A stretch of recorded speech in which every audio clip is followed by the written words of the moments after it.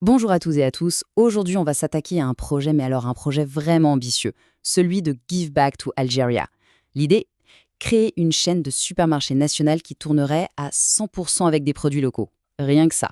Tout part de ce principe. Ce n'est pas juste une belle idée, c'est la règle de base, le réglage par défaut de tout le système. On privilégie ce qui est local, on raccourcit les distances. L'engagement envers les producteurs algériens est vraiment total. Et voilà la question à millions.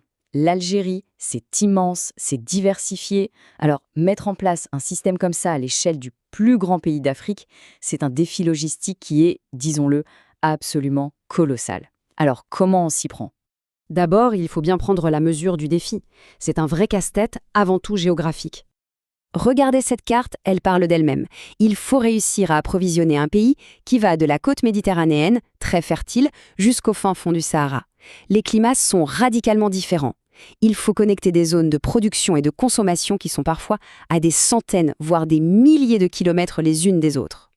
Pour s'attaquer à ce géant, la pièce maîtresse du plan, c'est le CDR, le centre de distribution régional. En gros, c'est le point de connexion vital entre le producteur et le supermarché. Retenez bien ce terme, CDR, parce qu'il est vraiment au cœur de toute la stratégie. Pour que ce soit bien concret, prenons un exemple.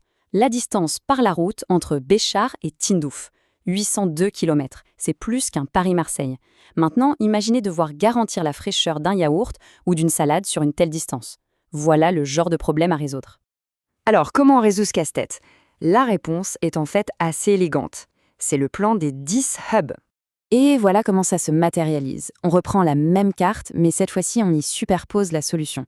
10 zones de couleurs, avec chacune son propre CDR. Et d'un coup, un problème national qui paraissait insurmontable se transforme en 10 défis régionaux beaucoup plus faciles à gérer. C'est une façon très intelligente de dompter l'échelle du pays.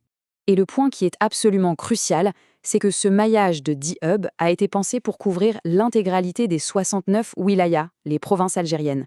Le but, c'est que personne ne soit laissé pour compte, de la région la plus peuplée à la plus isolée. Maintenant, ce qui est vraiment fascinant, c'est de voir comment ce réseau s'adapte à la réalité du terrain. Pour bien comprendre, on va comparer deux hubs qui sont aux antipodes l'un de l'autre. D'abord, partons au nord, avec le CDR 01, qui dessert la région d'Alger et de Blida. On est là en plein cœur de la Mitidja, la plaine la plus fertile et la plus peuplée d'Algérie. Forcément, son rôle, c'est de capitaliser sur cette abondance agricole. Donc la priorité, ce sont les produits frais, les agrumes, les légumes, les produits laitiers. L'idée, c'est de faire le lien direct entre le cœur agricole du pays et son plus grand bassin de consommation. Et maintenant, grand écart. On part tout au sud, à l'extrême opposé, avec le CDR 10 à Tamanrasset. Là, l'objectif change complètement. Ce n'est plus l'abondance, c'est la résilience. Il s'agit de servir les communautés les plus reculées du Sahara. Le contraste est saisissant, non? Ici, on ne parle plus de la variété des fruits et légumes, on parle de produits de première nécessité. La priorité absolue, c'est d'une gestion parfaite des dates de péremption, une chaîne du froid qui doit être infaillible et des stocks de sécurité pour faire face à n'importe quel imprévu. C'est de la logistique de haute voltige dans un environnement extrême. Bon, un plan sur le papier, c'est une chose, mais comment on le fait passer du rêve à la réalité? Voyons comment le déploiement est organisé. On n'y va pas à l'aveugle. Le déploiement est prévu sur 3 ans, en 3 phases bien distinctes. On commence petit et malin, avec 2 ou 3 pilotes pour tester le modèle et corriger le tir. Ensuite, on passe à la vitesse supérieure, avec 6 hubs, avant d'atteindre la couverture nationale totale au bout de 36 mois. C'est une approche très pragmatique pour limiter les risques. Et pour que tout ça fonctionne de manière fluide, chaque CDR est construit sur le même modèle standard. On y trouve bien sûr une zone pour les produits secs, mais le plus important, ce sont les zones réfrigérées et congelées, avec un contrôle des températures au degré près. La chaîne du froid, c'est vraiment la colonne vertébrale de toute l'opération. Et les voies de cross-docking, elles, permettent de faire transiter les produits ultra frais le plus vite possible, sans même passer par le stockage.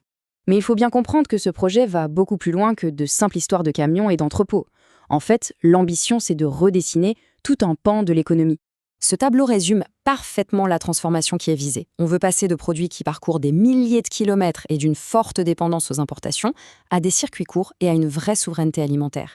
Et peut-être le plus important, on passe d'un modèle où la croissance est concentrée dans les grandes villes à un système qui irrigue et dynamise les économies de toutes les régions.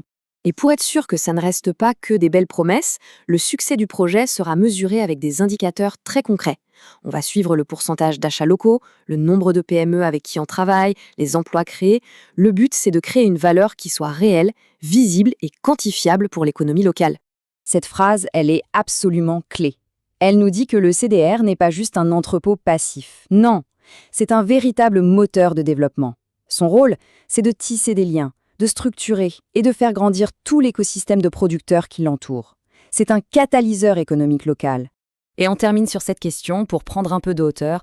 Ce plan qui est taillé sur mesure pour l'Algérie, avec cette ambition folle de souveraineté alimentaire et de développement régional, est-ce que ce n'est pas au fond une source d'inspiration potentielle pour plein d'autres pays qui font face à des défis similaires? La question en tout cas mérite d'être posée. Merci de nous avoir suivis.